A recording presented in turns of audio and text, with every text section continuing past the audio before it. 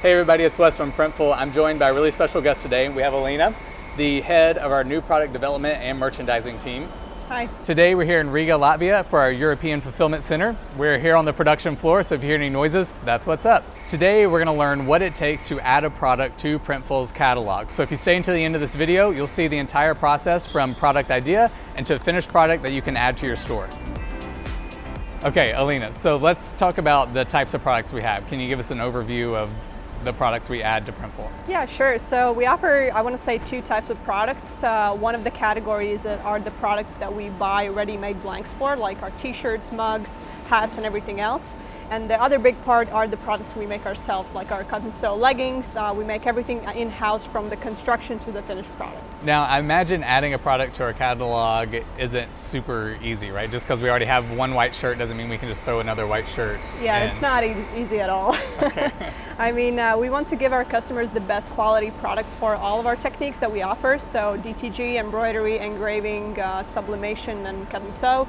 So it's not, so to speak, just having a product, taking a photo of it, and then adding it to our website. So is that the main chunk of what you do with the new product development? Is that all you do is constantly add new things to the program? It's not only new things that we add on a daily basis. We also look after all of our existing products to make sure that they're the best quality, you know, that we catch out any bugs, either software or fulfillment. Sometimes we have to discontinue things because our suppliers run out of stock, so we maintain the stock levels for those as well. And obviously we're constantly adding new mock-ups, new photos, thinking about new ways to kind of grow those products and make them sell better. Okay, so how long does that usually take to actually add a new product? Because it sounds like a lot, but I don't know if you move quickly or what's kind of the deal. It depends which category we're talking about. So for example, in cut and sew, because we make everything from scratch, so we have to actually define what the pattern is going to look like, how the product is going to fit and everything. We have to do multiple fittings to different people to make sure that it fits just right, that the sizing is on point. So that could take a minimum of 3 months. I want to say if the product is not super complicated. Okay. However, for DTG and embroidery and non-apparel, where we just get the blank product and then we sort of figure out how we're going to decorate it, that could take a lot quicker. We also experiment a lot, like one of our recent big experiments was jewelry technique. We have never engraved products before, so we sort of figured it out as we go on. So that usually takes a lot longer as well, because we have to actually get to know the technology that we're dealing with. We have to figure out what the product is going to be like, what the quality product looks like, sort of define all of that. So that's really exciting, but also time consuming. I imagine with things like the jewelry, you then have to think about how you're going to physically handle it when putting it on the machine, and then how does it go to shipping and storage, and all that stuff has to go into the process too. Yeah, we research a lot. Usually we sort of figure out our own unique way to produce a product. So that's what I like about this department. You get to experiment a lot. Have there been times where we just haven't been able to launch a product? We've tried really hard and it just isn't going to work? Yeah, if we can't get a quality product, we do everything we can and it just doesn't work, then we better not launch it. But also, we get a lot of requests for products that are more feasible to do in bulk. Sometimes we figure out how to kind of transform the process to make it possible to do one-offs, but sometimes it just doesn't make sense. And if we did that, the price would either be ridiculous or some other factor that wouldn't make sense for our customers.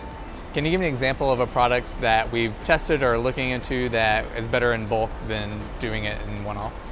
I don't want to give any examples because we're always looking into new stuff. You know, we're a tech company. The fact that maybe technology is not there yet for one technique doesn't mean that it never will, or that we will never figure it out. So I don't want to give any spoilers, so we're definitely exploring a lot of different areas. All right, so you mentioned that the DTG process is a little bit different from the cut and sew process and how we add products. So that's what we're gonna look at today. We're gonna do an example of adding a DTG product to Printful and then adding a cut and sew product, right? Yes, we're gonna look at some of the products that we already offer and sort of walk you through how the process happens behind the scenes. So one of them is gonna be a DTG product, a Gillen hoodie, and the second one is gonna be a very trendy cut and sew product, which is our newest fanny pack. Very cool. All right, well, I'm excited about that. Before we jump in, why don't you go ahead and subscribe to our channel so that way you never miss new videos just like this. Let's start with DTG. What is the first step if we're gonna add a new DTG product? So first we need to have an idea. So we either look at our customers' requests, feedback, some of our other product reviews to see if we can do anything differently, anything new and fresh. The second is, of course, fashion trends and everything, what's happening in retail, what are people actually buying.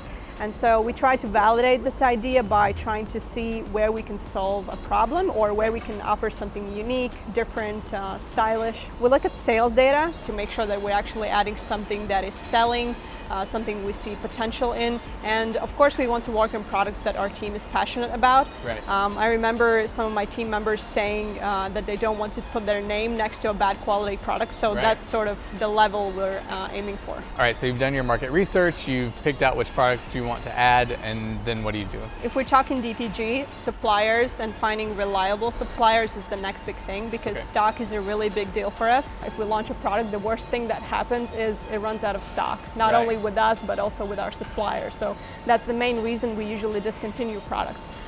We don't want to add products that don't have reliable stock levels, so we need to have them in thousands. Otherwise, it could run up really quickly. Sometimes we like a product at our supplier's website and I think it's going to be really cool, but we end up finding out that it's not actually selling, and in fact, they're planning to discontinue it. So right. It's really important to communicate with them on a regular basis. And does this also take into account working with the multiple locations that we have?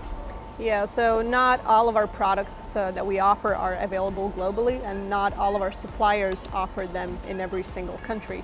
So that's why some of our products are available, but others are launched only either in the United States or only in Europe because of the local availability. Can you talk to me about colors also, because I know lots of people have questions of why certain colors aren't available in this product, but they're available in that product, or vice versa? People are always asking for more colors, but the thing is, black and white will always be the top selling colors. That's just what it is. And then that's why it's important to work with our suppliers and talk to them to see what's actually selling, because we're not usually adding all of the colors that are available for a certain product, because they're not all popular. We usually start with the black and white, and then if we see that it's selling and customers are asking for certain colors, we're going to test and add those.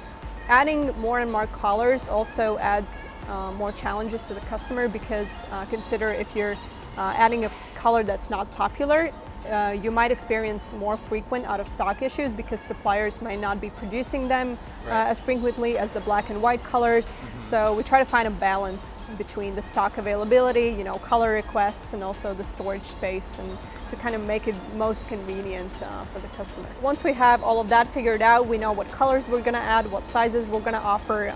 We order a bunch of samples to see how they look in real life. Mm-hmm. We order them to all of our locations where the product is going to be fulfilled from, because we have to do testing in every single one of them. I actually just took a trip to Charlotte, North Carolina, and sat down with Justin, who showed us the testing process on our example hoodie. I'm here in Charlotte, North Carolina today with Justin, our technical team coordinator. We're going to talk more about the testing process, and he's going to walk us through some of the steps, and you'll get a behind the scenes look at what all that entails. So Justin, tell me a little bit about the testing process. So we have our team, they decide what product it is that we're going to focus on and try to make happen. So then tell me what happens at that point. Yeah, like you mentioned, we have our new product development team. They'll send me products in, and then we take them to the machines. We load the proper pallets or any materials needed to test them, and then we go ahead and make sure those settings for that specific item and that specific color are fine-tuned, so the quality we can give to the customer is up to the standards here at Printful. How many tests does it usually take before we can add a product? That's a hard one to answer. It's across the world. Sometimes you'll get blessed and we're adding a product similar to something we already carry. So it might be as simple as 1 or 2 prints and we're good to go. After, of course, a wash test. Other times you get a completely new product in process, and we might have to spend multiple days or even weeks sometimes to get those settings fine-tuned. From my understanding, there is a difference between colors sometimes. Mm-hmm. Is that true? I guess the main 2 factors here would be the fabric itself, the structure of the garment, whether it's polyester, cotton, or a combination, as well as the color you mentioned, because at the factory where the t-shirts are made, they apply a dye to achieve that color. And this dye makes it difficult sometimes for the quality of the actual ink to lay down well, or when it goes through the curing stage to the dryer, those colors tend to reactivate and they'll show through the print. All right, Justin, you have a demo. You're going to show me kind of what the testing process looks like? Yeah, today hopefully we'll be able to achieve some real good quality on some pocket hoodies that we carry. So here's the first item I received from our development team. Okay. It's just a black hoodie with a pretty heavy thickness made of cotton. Now, of course, the concern with an item of this nature is that we have a large pocket here, which is much more elevated from the actual print area. Right. So I know right off the bat my typical printing height it's going to be far too low. So I'll move my print head over.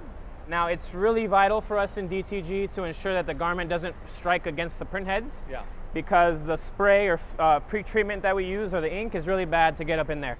So now, as you can see, although still close, because you want your print head as close to the garment as possible, we have enough slack here to feel comfortable, where we won't strike and we'll have a good quality print still. Okay. So I'm gonna go ahead and lock those settings in. Okay. And then referencing again a previous products, I'm gonna set my spray settings, my white settings, and my color settings. Okay. And we'll give it a first initial go and hope that it looks good, although typically it won't because it's, again, a new product. All right. So here's our initial result. Uh-huh. As you can see, it looks a bit insufficient. Yeah. Our quality is not quite up to our standards. We have a lot of the black garment showing through the print itself. And of course, that's not what we want. We want this print to be solid and covering the garment completely. So we're gonna have to elevate our settings to try to maintain a better coverage. You know, the product team will usually send me multiple samples. I might have to request even more depending how difficult the garment is. All right. But load another one and try again. It's really just a trial and error, if you will. Okay. So how do you feel about this one? So we elevated. The print looks a lot smoother. I don't see any of the sweater's fibers showing through. The colors look good. Yeah. And the colors aren't going into each other, which is what we call bleeding. Right. So I'm actually quite satisfied with this print. And as long as it cures well through our dryer, I would totally roll with these settings. Okay. Yeah, you can tell like this whole area here looks much better. Like this, you can see like the black shining through and all that before. So yeah, this area where the gradient happening, especially, is very difficult for a print to achieve. But right here, there's really nothing showing through. So the quality of the print overall is really good.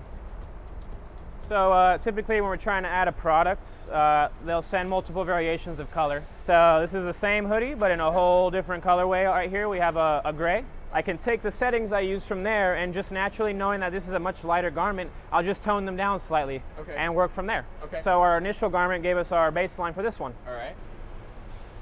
Looks good. So right off the bat, this was one of the situations where we got a bit lucky using our initial item as a reference. Yeah. We were able to dial the settings in real easily. This was a one and done. Yeah. I'm quite satisfied with the print as long as it cures well. Yeah, looks great.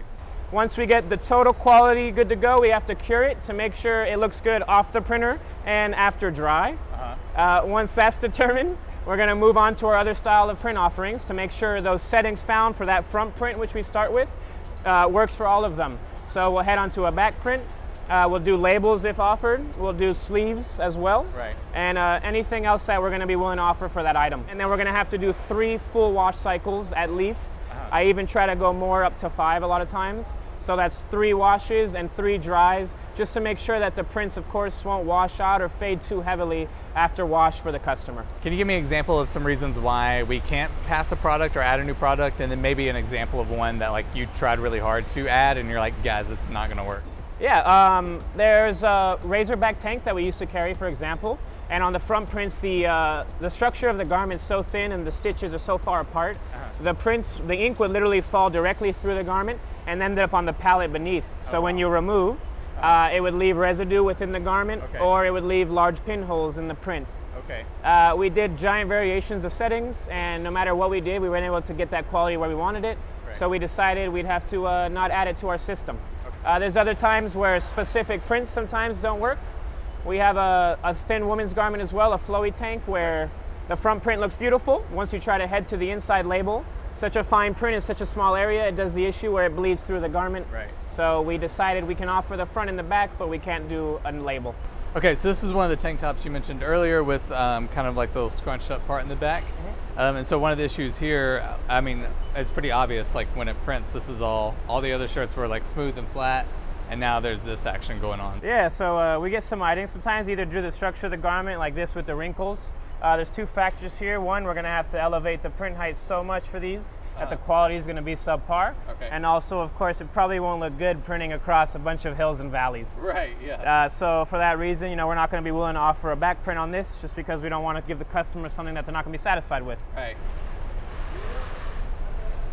So this is what happens here in these instances. Yeah. You know, these big wrinkles create creases in the garment and the ink doesn't lay down well, of course, so I literally have missing parts of my images here on the print. Right, it's as blurry, well as right? a lot of blurring in my Printful logo here, and we of course don't want to ship that out to a customer. Right. Justin, thank you so much for showing us this process and even telling me about all those steps. Like, my mind was blown at just how many steps you have to do. So thank you for showing us. Appreciate the visit. No problem, guys, my pleasure.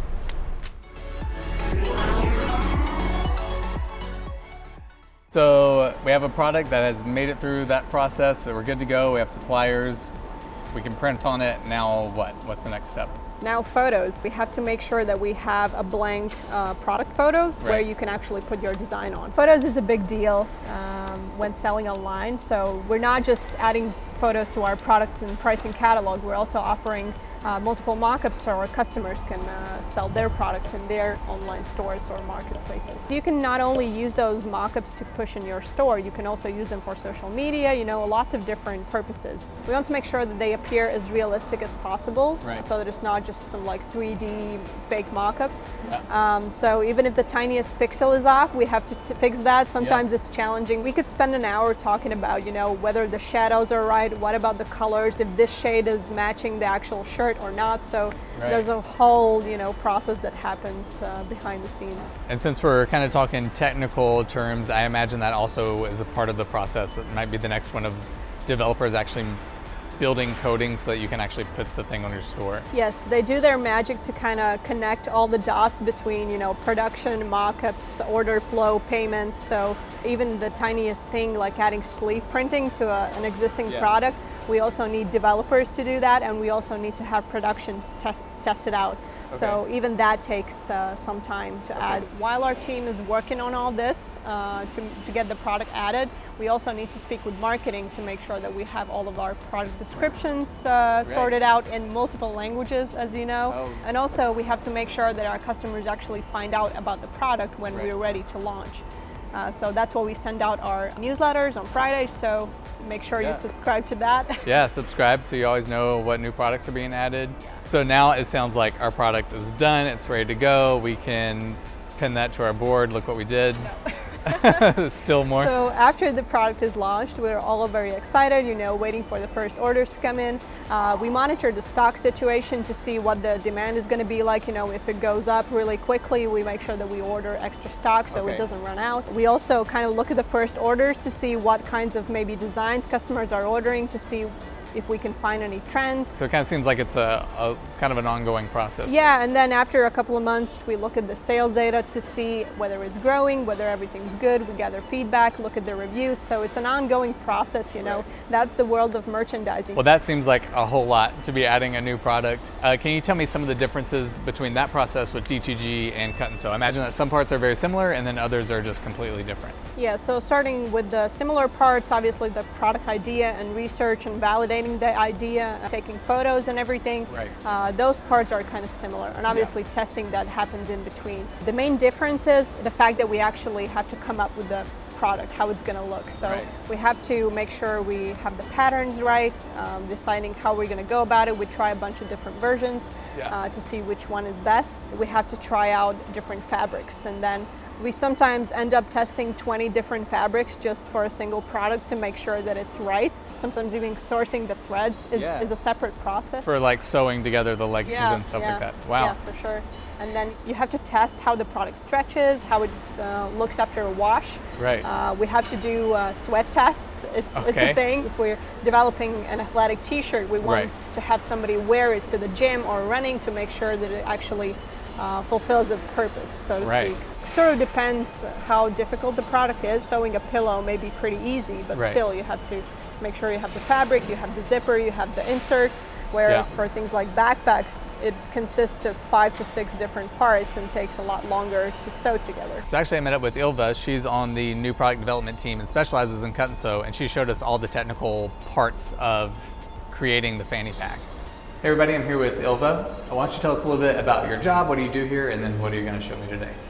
Okay, hello.